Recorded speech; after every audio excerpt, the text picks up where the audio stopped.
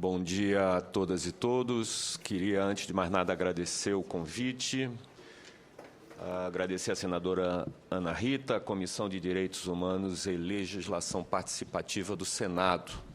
Saudar aqui os colegas de mesa, as colegas de mesa, parlamentares presentes, o público em geral, e espero fazer uma contribuição dentro do prazo limite, não pecar e estourar aquilo que está definido, mas gostaria de iniciar trazendo um dado que eu creio que é relevante, que é o fato de que esta casa tem se debruçado sobre essas questões. A interface infância e comunicação vem ocupando mais e mais espaço de atenção e de debate no Parlamento, no Senado, na Câmara, e eu creio que isto pode contribuir para ultrapassarmos um déficit que temos do ponto de vista do marco legal e do ponto de vista das políticas nesse campo tão central que é direitos da infância e comunicação, o encontro dessas duas áreas. E tivemos, em março desse ano, por exemplo, a partir de uma iniciativa que envolveu a Frente Parlamentar dos Direitos da Criança e do Adolescente, a Frente Parlamentar pela Liberdade de Expressão e Direito à Comunicação, um seminário internacional com a presença de uma série de especialistas de outros países e do Brasil para discutir a ampla agenda da infância e comunicação. Nesse mesmo período, aconteceu em Brasília um evento reunindo 300 pessoas, também com especialistas internacionais e participantes dos mais diversos estados brasileiros, para aprofundar este debate. Estamos em articulação latino-americana, vários países interessados em aprender com o Brasil e compartilhar suas experiências para que esta agenda avance.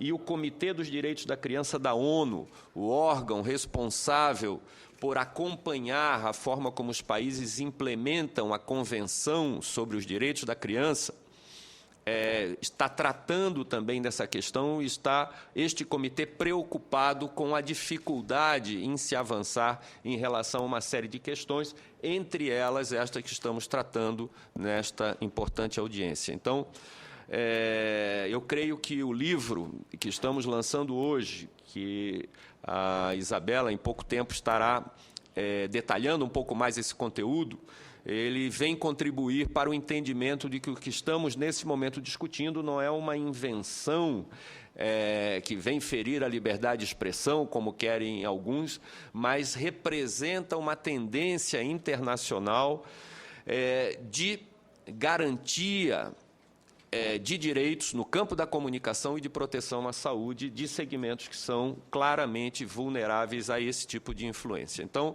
a minha apresentação, ela tenta organizar alguns conceitos vinculados a este campo do direito à comunicação, da liberdade de expressão e sua interface com a garantia dos direitos da criança. Então, neste momento, eu inicio esta apresentação, ela tem uma quantidade de slides superior a possível, então eu estarei passando algumas... eu estou apertando, só que eu não liguei aqui. Agora vai funcionar. Muito bem, muito brevemente, temos hoje, no planeta Terra, 4 pessoas muito importantes que nos ajudam a entender como discutir esse tema. São os relatores para a liberdade de expressão que existem em 4 organismos multilaterais. Nações Unidas, o senhor Frank LaRue, temos um representante para a União Europeia, para a liberdade de expressão, para a Organização de Estados Americanos aqui, também temos uma relatora para a liberdade de expressão e na União Africana, a Comissão Africana de Direitos Humanos também conta com uma relatora. Esses 4 especialistas em liberdade de expressão publicaram, em 2010, uma lista dos 10 principais desafios para este tema para a década seguinte, esta na qual estamos. E Entre uma série de temas já conhecidos e tristemente ainda presentes, como violência contra jornalistas, limites ao direito de acesso à informação, censura estatal, nós temos como item 6 pressões econômicas que impactam o livre exercício de expressão, de pensamento, de imprensa. E acho que a nossa conversa aqui está diretamente relacionada a este item 6, como as pressões econômicas são uma grave ameaça à liberdade de expressão. Não precisamos repetir isto, me parece, mas regulação da comunicação não há relação direta entre regulação e censura, é um mecanismo democrático e fundamental em relação a esse campo.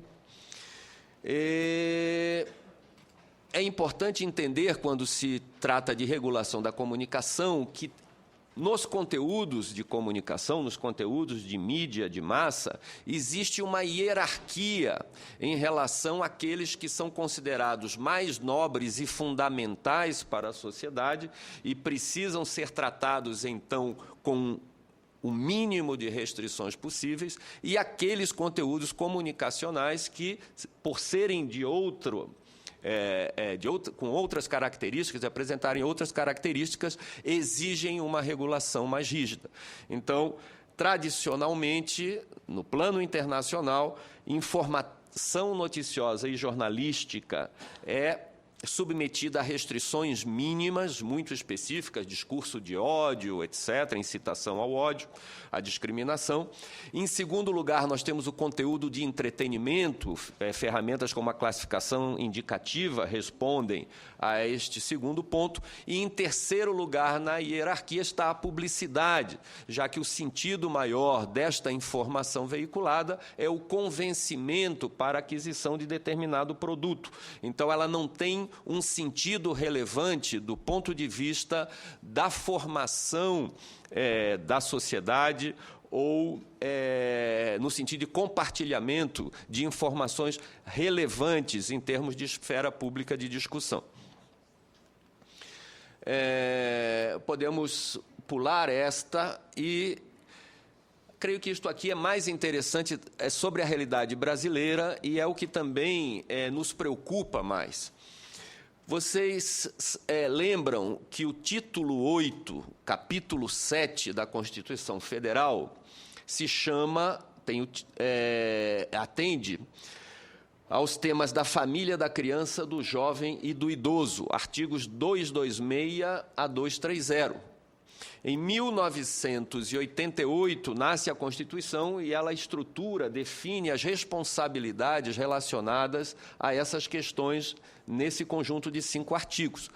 2 anos depois, nós que militamos também pelos direitos das crianças e dos adolescentes, sabemos que o artigo 227 é regulamentado de uma forma muito consistente com o Estatuto da Criança e do Adolescente, ou seja, o artigo 227, ele passa a ganhar concretude com o Estatuto da Criança e do Adolescente. Alguns anos depois, o Estatuto do Idoso, de 2003, e agora o Estatuto da Juventude. Ou seja, parece que este capítulo ele está sendo bem tratado por esta Casa, pelo Parlamento Nacional e pela sociedade brasileira como um todo. E, no momento que esses marcos legais estão devidamente consolidados, nós podemos avançar para políticas públicas que, efetivamente, garantam os direitos desses segmentos da população. Por uma coincidência, que só os parlamentares constituintes podem explicar, muito vizinho a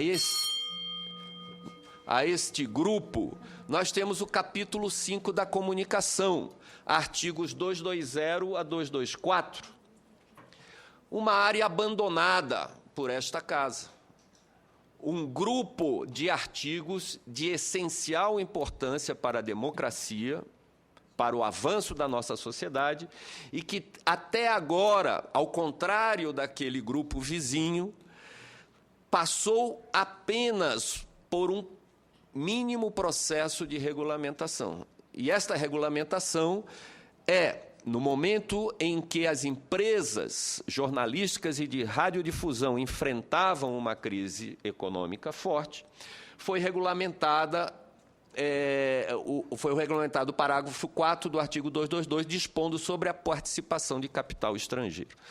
No restante das questões centrais cobertas pelos artigos 220 a 224, estamos há 25 anos a ver navios. Então, isto é o principal problema que nós temos nesse momento. Então, vou queimar este último minuto e, quem sabe, algum tempo mínimo extra para entender por que este déficit tão grave, déficit da nossa democracia. Primeiro problema, propriedade de meios de comunicação por políticos. Isto é um problema histórico que a Constituição Federal de 88 não resolveu, o chamado coronelismo midiático, o coronelismo eletrônico. Então, isto, em qualquer sociedade realmente democrática, é um problema considerado tão grave que não é permitido, não é parte das regras do jogo. Nós carregamos isto, e isto nos prejudica em relação a uma série de questões, inclusive o próprio processo eleitoral, ele acaba sendo contaminado por essa relação espúria. Então,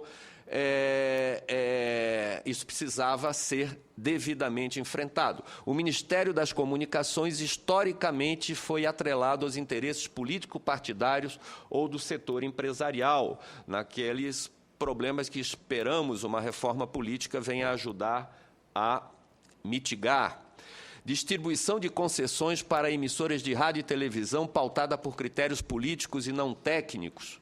Congresso Nacional sempre abriga expressivo contingente de parlamentares com interesses no campo da comunicação, um lobby empresarial poderoso e eficiente.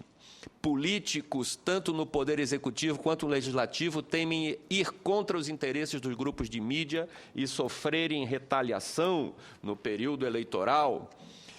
E o setor empresarial, grupos de mídia e suas associações, intencionalmente buscam vincular os esforços pela atualização do marco legal das comunicações à censura e ao período da ditadura. Então, temos um cenário extremamente problemático e temos aí um nó para a democracia brasileira. Então, não faltam evidências em relação a esse tipo de problema e não faltam experiências no cenário internacional apontando caminhos para resolvermos este tipo de dificuldade, mas seguimos não avançando.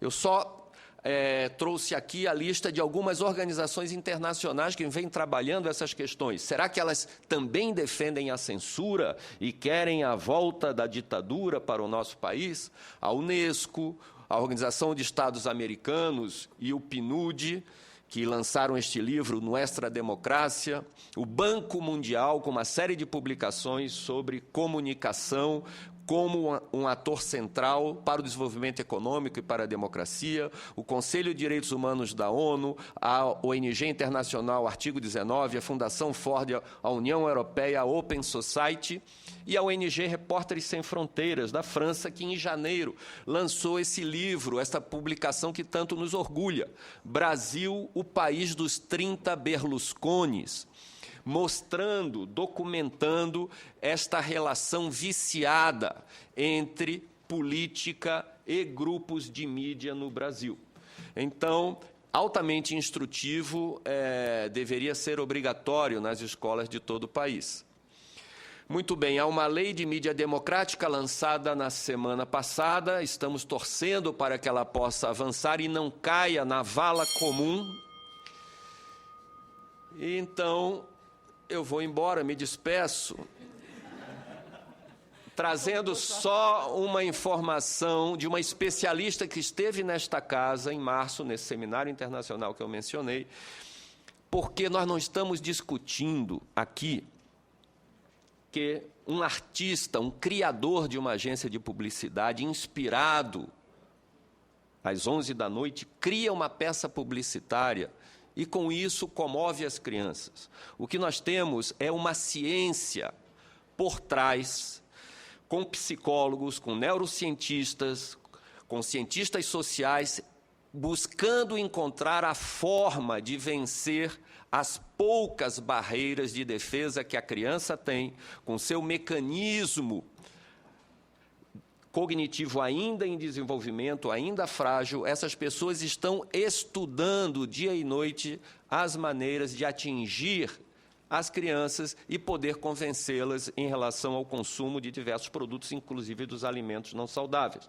Então, não podemos considerar isto ético, nós não podemos acreditar que estas empresas elas estejam atuando em prol da sociedade. Aqui nós temos que colocar um limite, como foi colocado em relação ao tabaco.